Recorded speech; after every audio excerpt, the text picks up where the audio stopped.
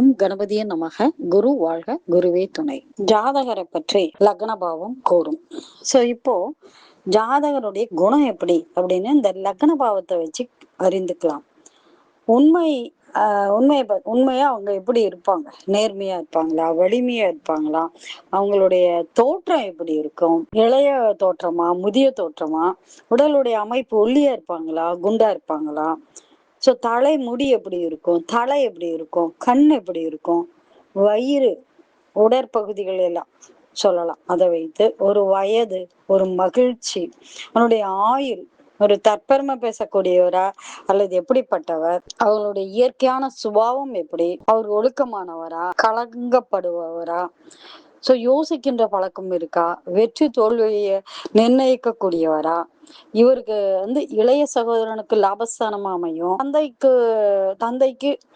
தந்தைக்கு பாத்தீங்கன்னா பூர்வ புண்ணிய ஸ்தானத்தை குறிக்கும். ராஜ தந்திரம் மிக்கவரா, கௌரவ பட்டம் இவருக்கு கிடைக்குமா, மற்றவருடைய பணத்தால் இவர் அனுபவிக்கக்கூடிய கூடியவரா, மனநிலை எப்படி இருக்கும் இவருடைய மனநிலை, மற்றவர்களுக்காக உழைக்கக்கூடியவரா, அல்லது இவர் உள்ளூர்லயா வெளியூர்ல வசிக்கக்கூடியவரா, இவருக்கு கண்ணியம் கட்டுப்பாடு இவையெல்லாம் இருக்கா, நினைவாற்றல் எப்படி இருக்கும், இவருடைய செயல்திறன் எப்படி இருக்கும், நீண்ட ஆயுளை பெறக்கூடியவரா, வாழ்வில் போராட்ட குணம் உடையவரா, தாய்பாசம் மிக்கவரா, ஒரு சந்தோஷம் இவருடைய பிறந்த இடத்தில் இருப்பாரா, ஒரு கௌரவம் இருக்குமா, கௌரவ பங்கம் கிடைக்குமா, அமைதியானவரா, ஜீவனம் எப்படி இருக்கும், தூக்கம் எப்படி இருக்கும், இவருடைய பண்புகள் ஆச்சாரம் மிக்கவரா, இவருடைய சிந்தனை எப்படி இருக்கும், இது எல்லாமே லக்ன பாவத்தை வச்சு நம்ம தெரிஞ்சுக்கலாம். இவருக்கு தலை சார்ந்த பிரச்சனை இருக்குமா, இவருடைய மூளை எப்படி இருக்கும், இவருடைய இயக்கம், மூளையினுடைய இயக்கம் எப்படி இருக்கும், சிந்தனை, அதாவது சுப கிரக தொடர்பு இருந்தா ஆரோக்கியம் எப்படி இருக்கும், இதெல்லாம் எல்லாமே இவருடைய புகழ் சம்பாதிக்கக்கூடியவரா,